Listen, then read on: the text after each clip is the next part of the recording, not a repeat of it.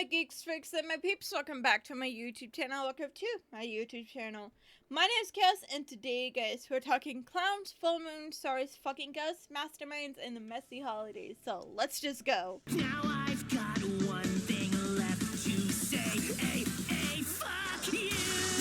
Another great episode. I would personally change the name though, just because I have trouble speaking enough as it is, and the title just takes offense to my existence, which is rude. Also, Ozzy's true form is so lame. It's just him, but bigger. Mammon's only slightly better. I love how we do get an accurate portrayal of his sin with Mammon. Just his whole character, his design just oozes greed, and I love it. Also, he's kind, but not very much. If I don't do anything, you're useless. For example, when Fizz is on the verge of a nervous breakdown / panic attack, Mammon feigns concern, and before Fizz can truly be honest, Mammon scans Fizz for any signs of weakness, forcing Fizz to hastily throw the mask back on. And again, Mammon just lets Fizz take a break, but that's because otherwise he would lose money. Honestly, next to Blitz, Mammon might be the second best written character in the show. I like that we got more backstory on Fizz and Blitz.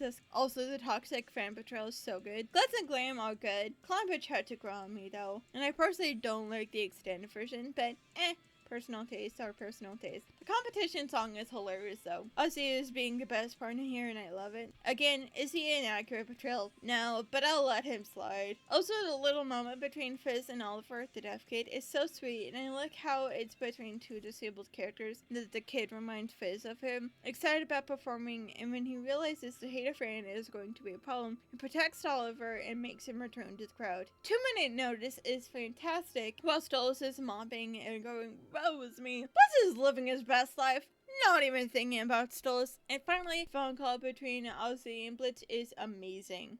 Well, I'm not letting you, bitch! Let's go!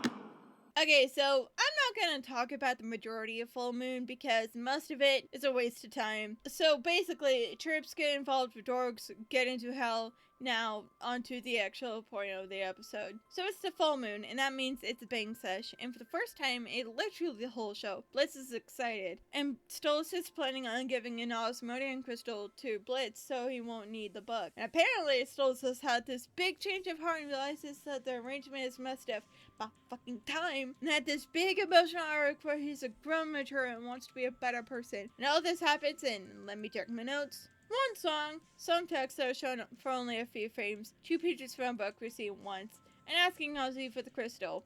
All amounting into roughly 3 minutes of screen time in 16 episodes, or, for a conversion, 4 hours, 57 minutes, and 13 seconds at this point in the story. Oh, also we're told Stolas laughs at Blitz's jokes, and that's his entire arc. Yeah, I call BS for 500, Alex. You cannot call what Stolas has a character arc. It's merely the beginning of one. Before y'all say the show isn't over yet, there's still time. This is the end of the arc. It's painfully obvious. I will say I love the shopping moments because it's Blitz taking into account what Stolas likes in bed. I know. Wow, the sex post Ace thinks the shopping for sex toys is sweet and wholesome. Although, yeah, not for me. I do think it's a sweet gesture. Oh boy, time for the moment. So, before it begins, Stolas has messed up majorly. Whether he meant to or not, he created this whole thing to be a disaster. Stolas has made this relationship about sex. He scheduled this very important conversation to happen on the day they have sex without giving Blitz a heads up. Blitz goes into the night believing business as usual, because why wouldn't he? When he tries to get the night started, again, he has no idea about Stolas' plan. Stolas, in a calm tone, not looking at Blitz, asks for the book. Blitz freaks out because without the book, he can't do his business, can't pay Moxie Millie. He and Luna will go homeless and hungry, and he is one of the few imps with a successful business. He's someone with this book. So Blitz tries to ask if it's because he skipped some sessions, if he's no longer good enough in bed. He sees his whole world crumble. Then after Stolas confesses his feelings, Blitz,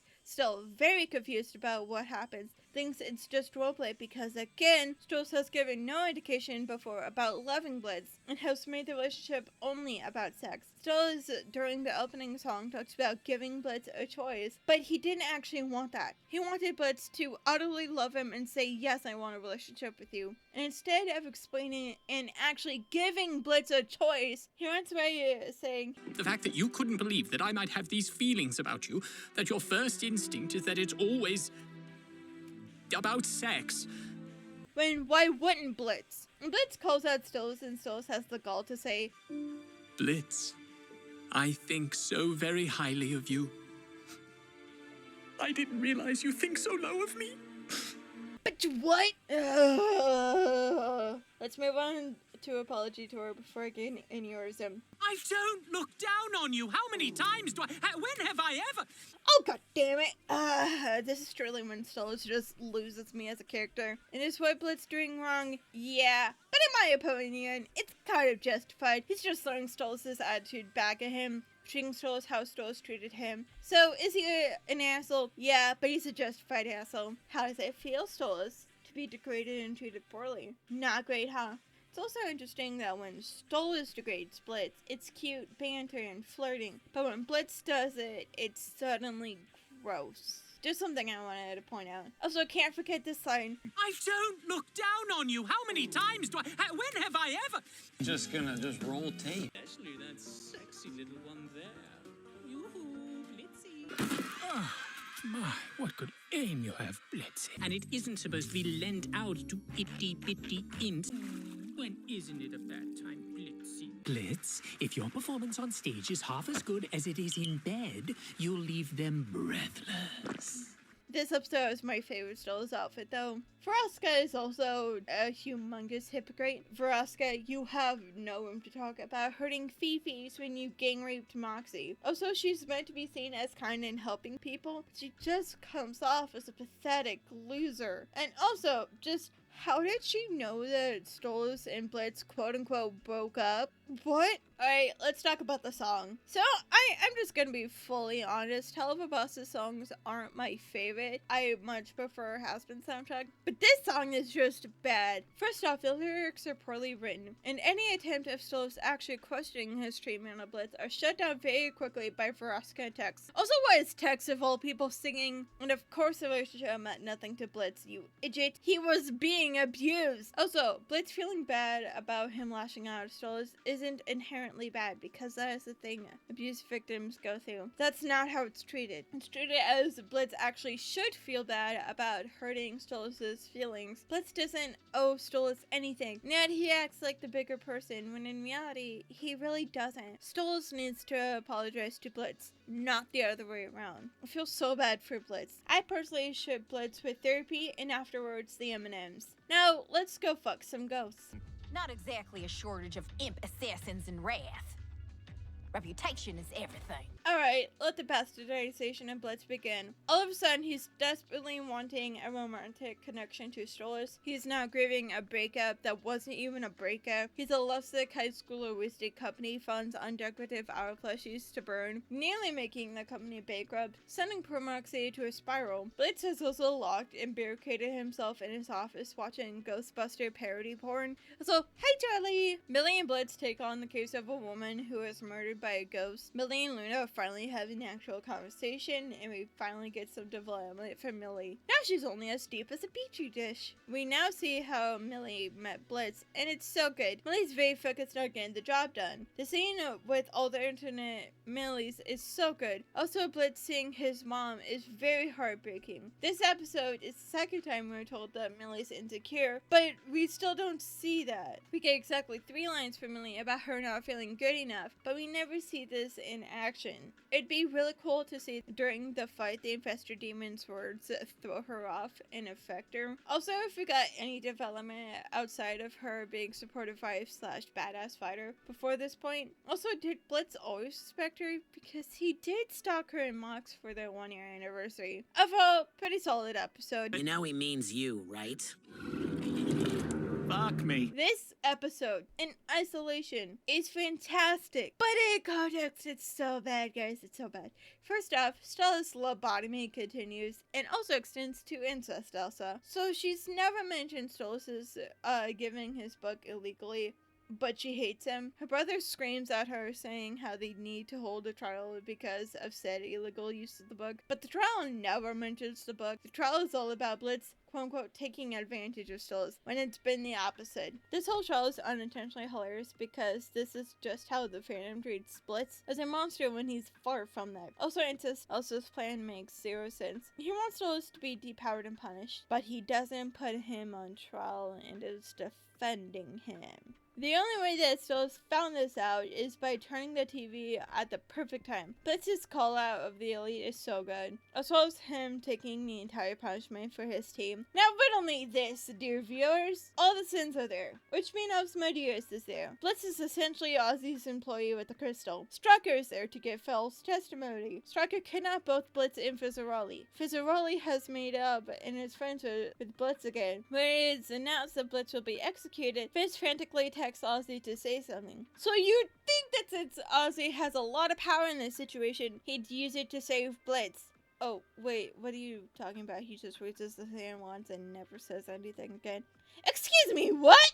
Sir, you have all the power in this situation. Why are you acting helpless? Stolas' confession also just makes no sense. Also, Blitz is a saint for letting Stolas live with him, feeding him, and giving him a job at his work. Now, dear viewer, remember when Stolas made a promise to Via to never leave her, to never go where she'll never find him, and to not choose Blitz over her? Well, he saves Blitz fully expecting to die, and this is all live broadcasted, and he didn't so much as give her a text message first. So she found out all of this at the same time as the rest of Hell, and he never asks about his daughter until after he's spilled and depowered. Really showing how much you care there, buddy.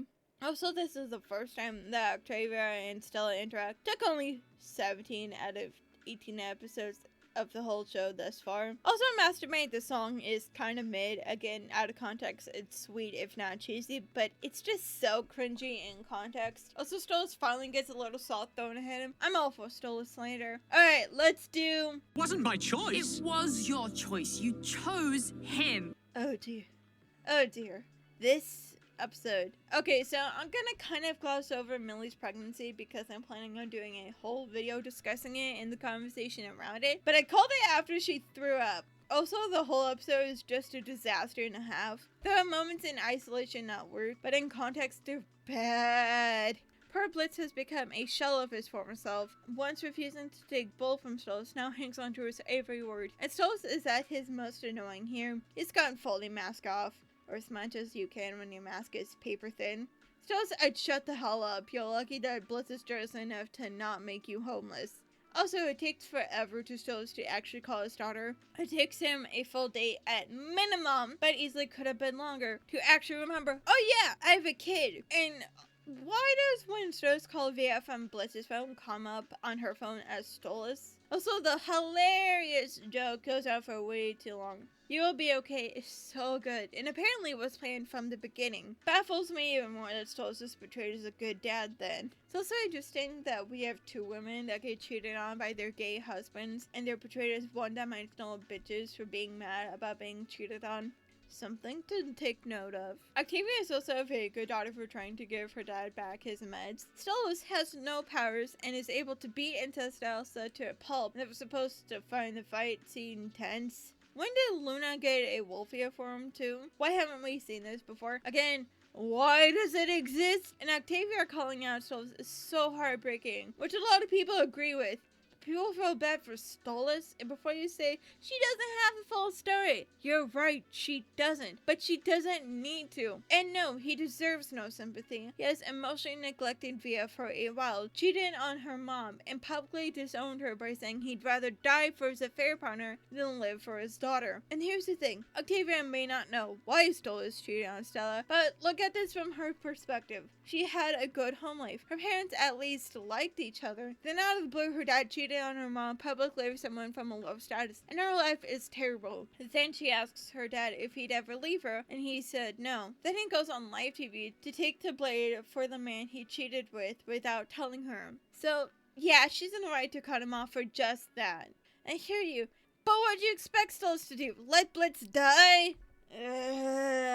Let's get this straight. Two things coming true at once. It was the right thing to do to save Blitz's life, and Via is allowed to be mad at her dad for neglecting her and planning on dying for his affair partner. Got it? Good. I've also seen people say that Stolas needs to try and get back into Via's life, which no, that is the worst thing he could do. She has set a boundary. She has said, I don't feel safe with you. I never want to see you again. This is something that Stolas had coming. You can only stat someone in the bag for so long before they say enough. The only right thing that Stolas can do is leave Via alone, improve on himself, and hope that Via changes her mind, except that she might not ever want him again. And the episode ends with Stolas and Blitz dancing on the balcony, ending with Blitz hugging Stolas and Stolas staring into the distance. And once again, I felt nothing. This moment was so unearned, and it came way too early in the relationship. I know what the writers wanted me to feel, but this was so unearned, and yeah, no, not the business. So that was season 2. So, if I was so frustrated with the show, if I hated Stolas, who became the majority of the show, why'd I keep watching? Well, it's because I still want to like it. Here's the thing, if I hated the show and saw very little to no good in the show, I'd just stop watching and not talking about it. But there's too much good for me to leave it alone. The animation gets better and better every single episode. Mastermind is my favorite episode from a technical standpoint. Some songs are legit bangers. The voice actors are all fantastic. Some individual moments are amazing in isolation. The little moment where Blitz kisses Stolas in his sleep is genuinely adorable. All of Truth Seekers is fantastic. The jokes are fantastic, but the show has so many issues that prevent me from saying I love the show with all my heart. Now, do I plan on still watching the show and reviewing it? For now, yes, I do. I want to see this show succeed. I think the show can be saved. But if season 3 is anything like season 2, I don't know. But for now, I'm not going anywhere. I've got a handful of videos already in the works that should come out before long. Well, my geeks, freaks, and my peeps, that's all the time I have for you today. I hope that you like this video, and wherever you join this beautiful spectrum that we call life, I hope that you are happy and that you are healthy. Stay safe, and remember, I love you. Bye.